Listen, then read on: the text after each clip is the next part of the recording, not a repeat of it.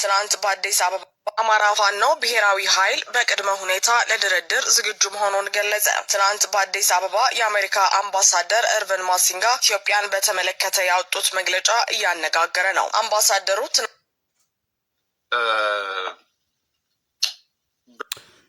ሰላም ጤና ይስጥልና የተከበራችሁ የጉባለች ኢትዮጵያ ዩቲዩብ ቻናል ቤተሰቦች ሰላማችሁ ይብዛ በያላችሁበት። ፋኖ ለድርድር ተዘጋጀ ይላል። ለምን? ማን ነው እንደዛ ያደረገው? ማን ነበር የላከው? በእውነት ፋኖ፣ ሸኔ፣ ወያኔ የሚባሉት ሻቢያ ሁሉ እውነት ራሳቸው አስበው ነው በዚህ ልክ ጥላት ሆነው በዚህ ልክ አሁን ባሉበት ላይ የተገኙት? ወይስ ሌሎች የሚጋልቧቸው የፉኝት ልጆች ባንዳዎች ሆነው በመቀጠር ነገሩን በደንብ ከሆነው ጋር እያጣጣማችሁ እንድታዩት እየጋበዝን እስኪ እንስማችሁ።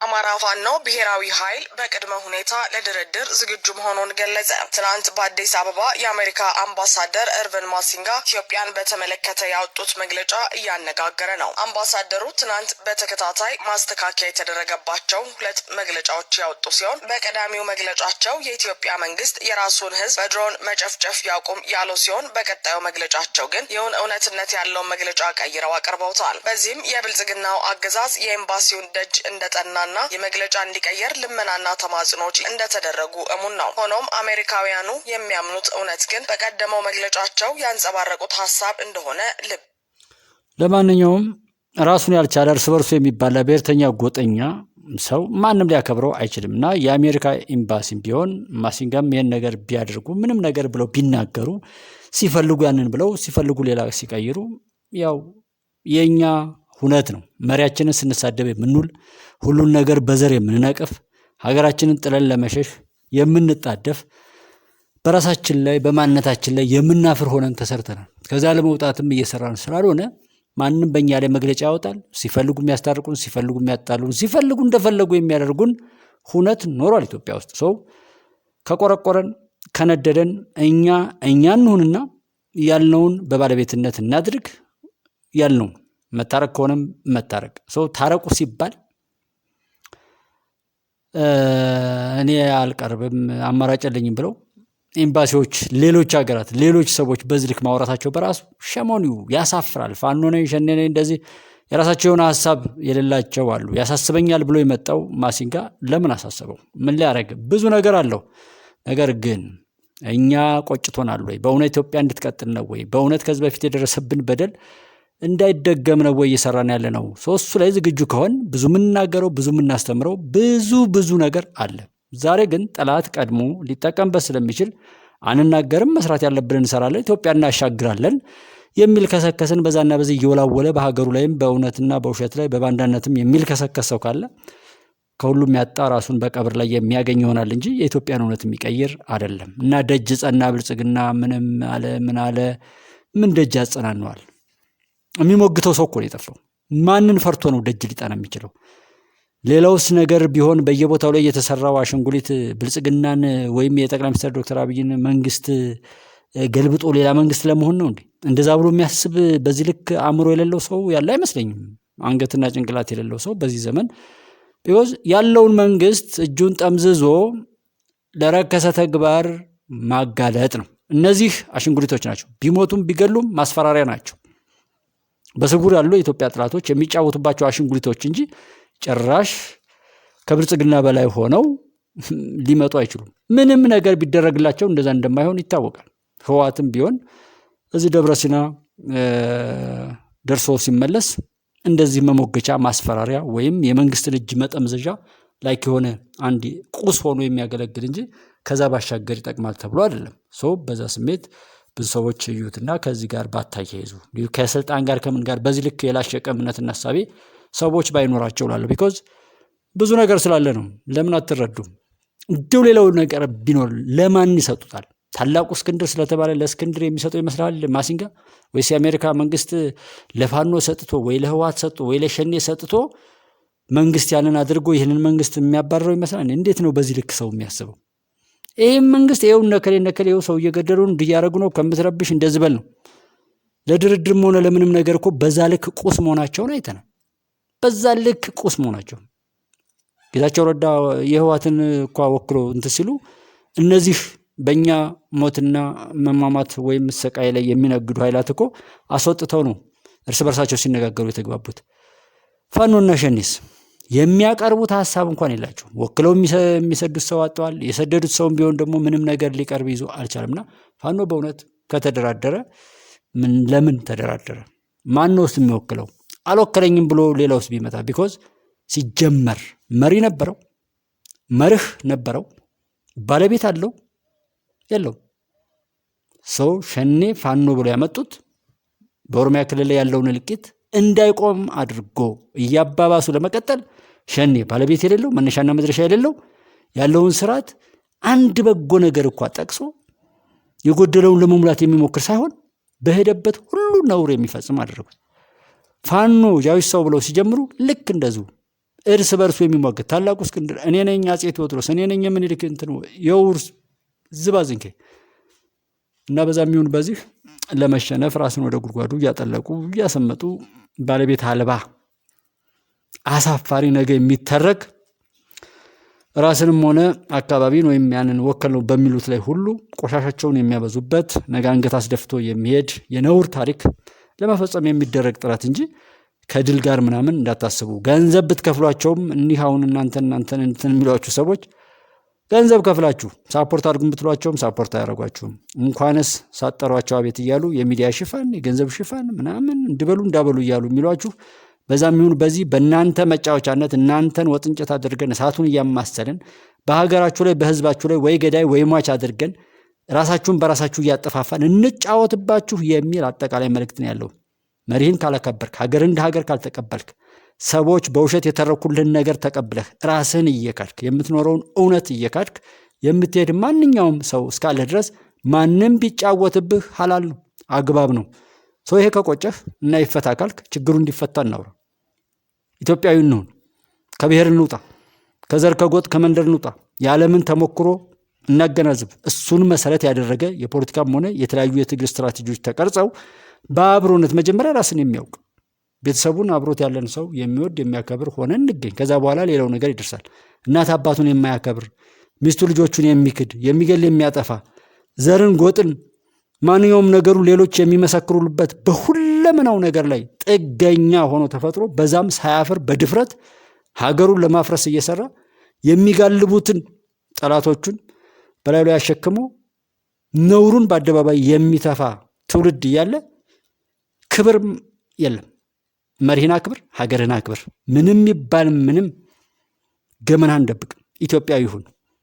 ኢትዮጵያዊ ከሆንክ ማንም ይፈራሃል፣ ማንም ያከብርሃል፣ ማንም እኩል ያይሃል። ከዛ በታች ሆነ አማራ፣ ኦሮሞ፣ ትግሬ እያልክ እዛ ተገነጣጥለህ ግን ኢሳያስ ሳይቀር በሸበጥ እየሄደ አንተን እየጋለበ ወደ ሞት ይነዳሃል። በዛ መልኩ የውርደትን ሞት ትሞታለህ፣ ትጠፋለህ። ኢትዮጵያ የእውነቴን ነው ትቀጥላለች። ሰው ብልጽግና እዛ ደጅ ጸና። እንዴት ለምን ጸና?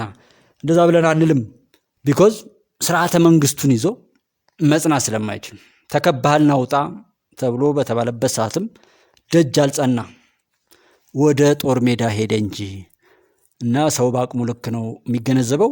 እኔ የማውቀው እውነት ይሄ ነው። ኢትዮጵያ እንደምታሸንፍ፣ የተበደለችውን ካሳ ሁሉ ፈጣሪ እንደሚሰጣት፣ በባንዳነት በጽንፍ የኖሩ ሰዎችን ሁሉ ደግሞ ከምድሯም ከዓለምም ላይ እንደሚያጠፋላት፣ በየትኛውም ቦታ ላይ ኢትዮጵያና ኢትዮጵያዊነት የሚያብብበት የሚከበርበት የሚፈራበት ፈጣሪ በክብሩ የሚገለጥበትና የሚያከብራት ምድር ሀገረ ህዝብ እንደሆነች ነው የማውቀው።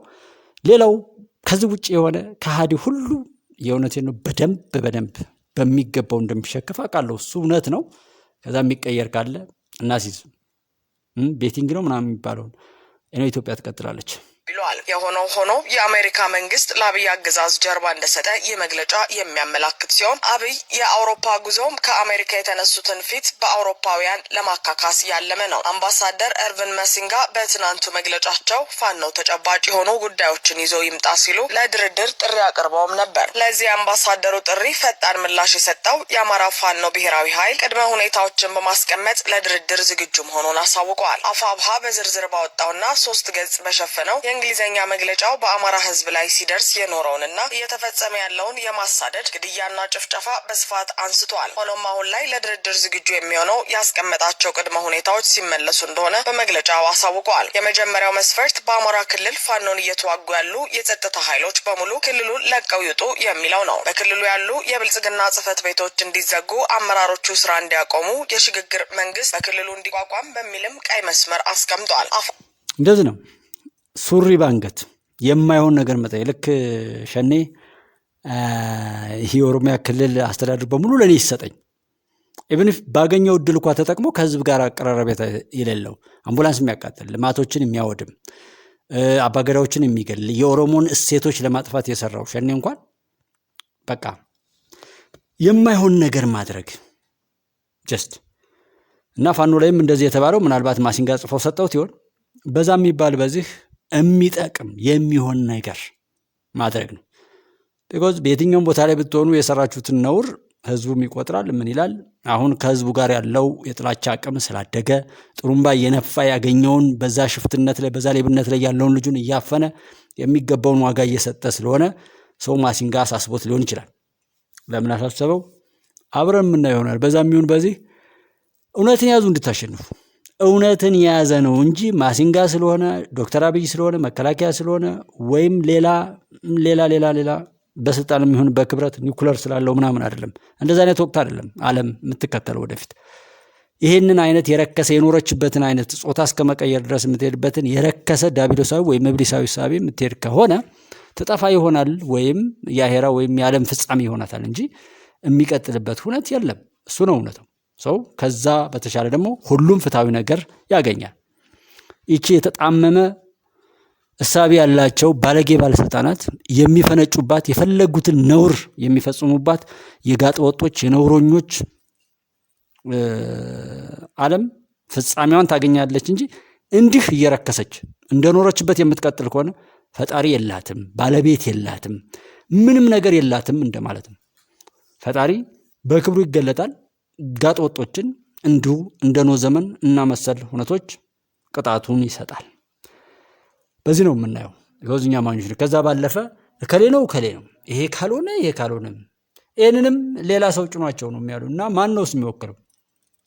በጣም አሳፋሪ ነው። ግን በዚህ የሚነዳና የሚሰናከል ሰው ቢኖር በእውነት ያሰንካላ ስለሆነ እንደሆነ ማሰብ ይኖርባል። አብሃ የብልጽግና የፖለቲካም ሆነ የጸጥታ ኃይል ክልሉን ለቆ እንዲወጣ ነው የጠየቀው። የተባበሩት መንግስታትና አሜሪካንን ጨምሮ ግልጽና ያልተገደበ አጣሪ ቡድን ወደ ክልሉ እንዲገባና በአማራ ህዝብ ላይ የተፈጸሙ የዘር ማጥፋት ወንጀሎችን ማጣራት የሚለውንም አፋብሃ በቅድመ ሁኔታው አስቀምጧል። የታሰሩ የአማራ ፖለቲከኞች፣ በአማራነታቸው የታሰሩ ሰዎች፣ በአማራ ጉዳይ የታሰሩ ጋዜጠኞችና አክቲቪስቶች ከተለቀቁ ወደ ድርድር እንመጣለን ብለዋል። እንዲሁም በክልሉ የተከበራቸው የጉባኤ ኢትዮጵያ ዩቲዩብ ቻናል ቤተሰቦች እንድታስተውሉ እንድታዩ የምፈልገው ቢኮዝ የምንናገረው እንዲቀላል አይደለም። ዝም ብሎ አሁን የሆነ ሰው አየው አላየው አይደለም።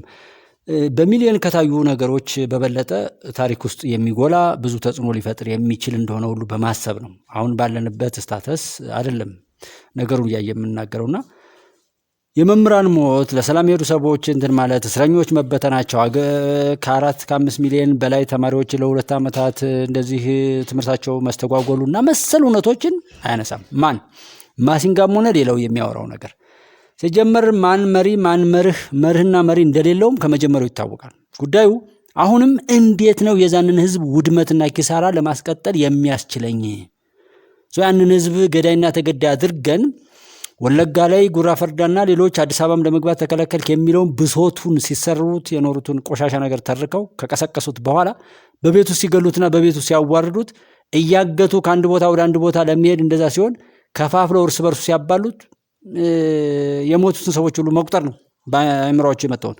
ሁሉም በአቅሙ የሚፈልገውን የሚሰራበት እኔ ፋኖ ነኝ ብሎ የኢሳያስ ቡድን ሁሉ የፈከረበትን ሁሉ እያገናዘባችሁ መሳይ መኮንንና ሌሎች የሚደነፉትን እውነት አይታችሁ እነዛ ሰዎች እዛ ክልል ላይ አንድም ቀን ቢሆን ህዝብን ከማራቆትና ከመበደል ውጪ ምንም ነገር ሳያደርጉ ያንንም ምንም ሆነ አልሆነ ብሎ ያላለው ኃይል እነርሱ የሰሩትን ነውር ሁሉ እንዲሰሩ ታዘው ከሰሩ በኋላ እርሱን በማላከክ ወይም በሌላው መንግስት ነኝ ብሎ በተቋቋመው ኃይል ላይ በማላከክ ስርዓት አልበኛ እንድትሆን ሀገሪቱ ባለጌዎች እንዲፈነጩባት የማንም መጫወቻ እንድትሆን ለዛ ነው ጉባለች ኢትዮጵያ ዩቲዩብ ቻናል ላይ ፕሊስ ምናልባት እውነትን ለማወቅ የፈለገ ፈጣሪም የፈቀደለት ካለ ቪዲዮዎችን ማየት በቂ ነው።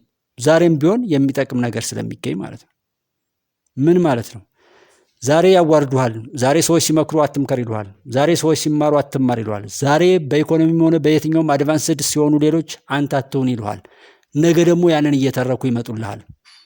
ዛሬ ወይ ግደል ወይ ተገደል ይሉሃል። ነገ ደግሞ ያንን ይዘው ይመጣሉ። ቢኮዝ አንተ ብትገልም ብትሞትም ለነሱ ምናቸውም አይደለም።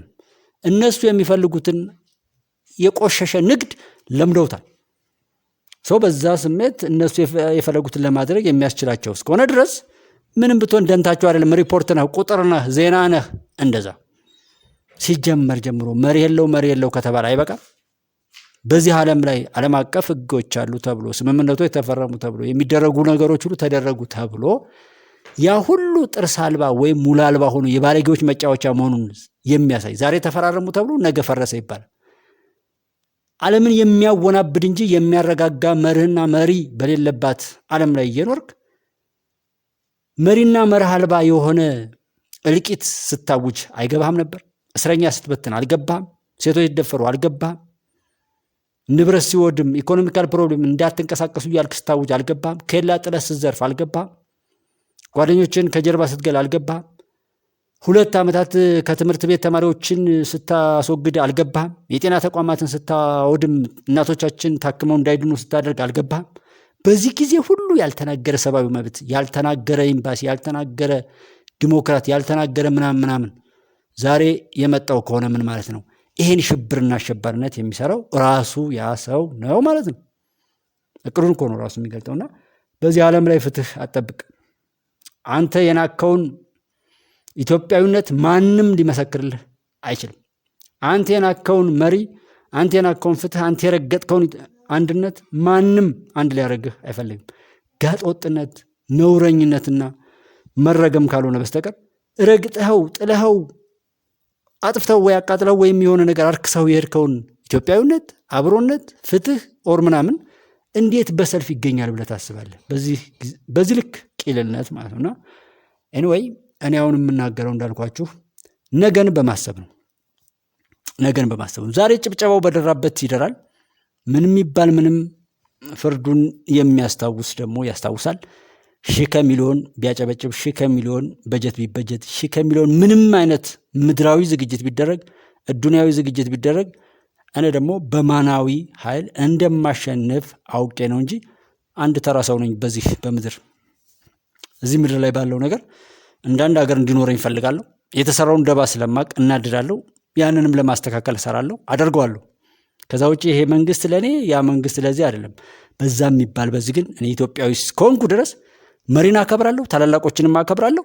ክብር ያለው ከዛ ስለሆነ እውነቱም የሚለው እንደዛ ስለሆነ ሃይማኖቱም፣ ባህሉም፣ ወጉም የትኛውም ዓለም ላይ ያለ ማንኛውም ነገር ቢባል የሚለው መሪን ማክበርና መሪን መሞገት፣ አማራጭ ሐሳብ እየደረደሩ በጎን ፓራላይ የሆነ ንጽጽራዊ በሆነ መልኩ ላይ ማስቀመጥ እንጂ ጭፍን ስድብና ጥላቻ ራስን አዋርዶ ወደ ቀብር ወይም ወደ ጉድጓድ ከመላክ ባለፈ የሚያመጣው ነገር ስለሌለ ሰውኔ ኢትዮጵያ እንድትሻገር ፍትህ እንዲመጣ ጠላቶቻችን ደግሞ እስከ ቆሻሻ ስራቸው እንዲጠፉ እፈልጋለሁ። የዓለም የአፍሪካ የሰው ልጆች ነጻነት ተግባራዊ እንዲደረግ ነው የምፈልገው። በዛ መርህ ነው የምናገረው። ሰው ዛሬ ማንም ምንም ባይልም እውነቴን ነው የተናቀ ምናምን ወይም የተረሳ ሰው እንደሚያሸንፍ ሁሉም ሰው ቢያምን ደስ ይለኛል። ከዛ ባለፈ ምንም የተገደቡ የመሰረተ ልማቶች በአፋጣኝ ከተነሱ ወደ ድርድር እንመጣለን ይላል መግለጫው። ለአብነትም ሕክምና፣ የቴሌኮሙኒኬሽን አገልግሎትና የእንቅስቃሴ ገደቦችን ጠቅሷል። ያልተገደበ የሰብአዊ አቅርቦትና ድጋፍ ወደ ክልሉ እንዲገባ አሁን እየተፈጸመ ያለውን ጨምሮ ላለፉት 10 ዓመታት በአማራ ሕዝብ ላይ የተፈጸመውን የዘር ማጥፋት እውቅና መስጠት የሚለውን በቅድመ ሁኔታው የተጠቀሰ ነው። የወሰንና የማንነት ጥያቄዎች የሚመለሱ ከሆነ ያለው አፋብሃ ወልቃይት ወልቃይት፣ ራያ፣ መተከልና ደራ የአማራ መሆናቸውን ህጋዊ እውቅና መስጠት የሚል ቅድመ ሁኔታንም አስቀምጧል። በመላው ኢትዮጵያ ያሉ አማራዎችም ሰብአዊ መብታቸው የሚከበርበትና ህጋዊ እውቅና የሚያገኙበት ሁኔታ እንዲፈጠርም ጠይቀዋል። የአማራ ፋኖ ብሔራዊ ኃይል እነዚህ ከላይ የተቀመጡ ቅድመ ሁኔታዎችን ከተመለሱ ለድርድር ዝግጁ መሆኑን አሳውቀዋል። የአሜሪካ መንግስትና የአዲስ አበባው ኤምባሲ ያቀረቡትን ጥሪም በበጎ እንደሚያየውና እስካሁንም እንደዘገዩ ነው በይፋ ያሳወቅ። የነዘመነ ቡድን ያወጣው የድርድር ቅድመ ሁኔታዎች ናቸው። የነዘመነ ቡድን ምን ቅድመ ሁኔታዎች አመጣ? አንድ 10 ቅድመ ሁኔታዎች ዝም ብዬ ማስታወሻ ቶሎ ነው ያነበብኩት። በመጀመሪያ የአሜሪካን ጥሪን በበጎ እንመለከታለን። ወደ ትግል የገባንበት ምክንያት ግልጽ ይታወቃል። በጥይት ምላሽ ስርዓቱ ስለሰጠን ነው ወዘተ ወዘተ። ከዛ እኛ ለሰላም ዝግጁ ነን፣ ነገር ግን የሚከተሉት ቅድመ ሁኔታዎች አሉን የሚል ነው። የእነዚህ ቅድመ ሁኔታዎች ምንድን ናቸው? እነዘመነ የጻፏቸው ማለት ነው። እንዳልኩት በሚያወያይ ስለሆነ ሌላ ጊዜም በዝርዝር እመጣበታለሁ። አንደኛው ውጊያውን የሚያደርጉ እንደ መከላከያ ያሉ አካላቶች የአማራ ክልልን ለቀው ይውጡ የሚል ነው አንደኛው። መከላከያ እና ውጊያውን የሚያደርገው አካል የአማራ ክልልን ለቆ ይውጣ። ሁለተኛ ብልጽግና መዋቅሩን ያፍርስ ወይም ደግሞ ከአማራ ክልል መዋቅሩን አፍርሶ ይውጣ። የብልጽግና መዋቅር አስተዳደራዊ መዋቅሩም የፓርቲ መዋቅሩም ይሁን አላውቅም ያፍርስ የሚል ነው ሁለተኛ። ሶስተኛ በአማራ ክልል የሽግግር መንግስት ይመስረት። ለኔ ኢምፖርታንት ፖይንት ይችላል ቅዠት ነው። በአማራ ክልል የሽግግር መንግስት ይመስረት የነዘመነ ቡድን አፋብህ የሚባለው ማለት።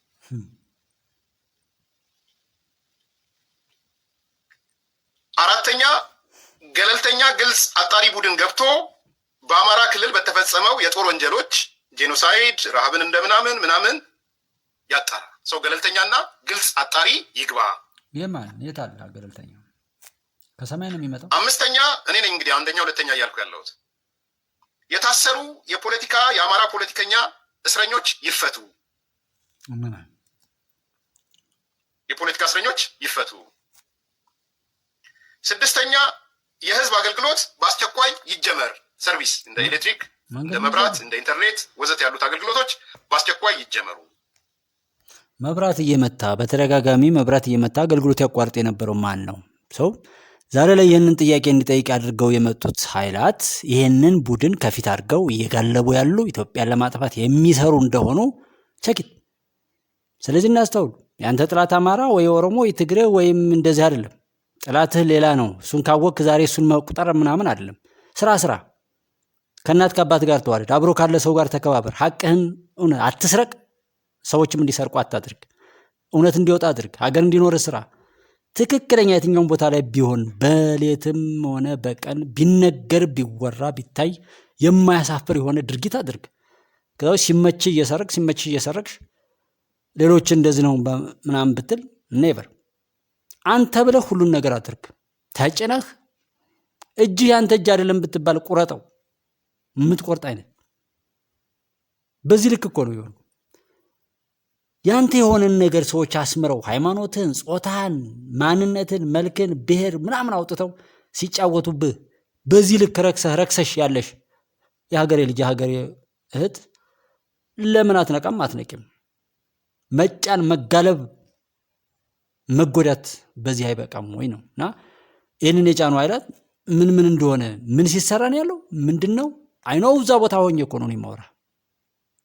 ማንም እንደዚህ ቢያቦካ እኮ የምናደደውና ኢሞሽናል ሆኜ ያንን ነገር ለማስተካከል ኃላፊነት ወስዳለሁ እንጂ ችግሩን እያወቅኩት እኔ ማድረግ የሚገባኝን ሳላጠርክ ከሌ ነው እያልኩ ችግሩን ብገፋው የባሰ ችግር፣ የባሰ መከራ፣ የባሰ ነውር ፈጽሞ ይሆናል እንጂ መፍትሄ ላይ አልደርስም። አሁን ያለው የመጨረሻው ሰዓት ነው። ሁሉንም ነገር በኃላፊነት እንውሰድ። ብታምኑም ባታምኑም ኢትዮጵያዊ ነኝ የምትሉ ሁሉ ኢትዮጵያን በበጎ ማሻገር እስካልቻላችሁ ድረስ የኢትዮጵያ ጠላቶች እንጂ ኢትዮጵያዊዎች አይደላችሁ። የእናንተ ኢትዮጵያዊነት ኢትዮጵያን በማሻገር በጎ ነገር በማሳየት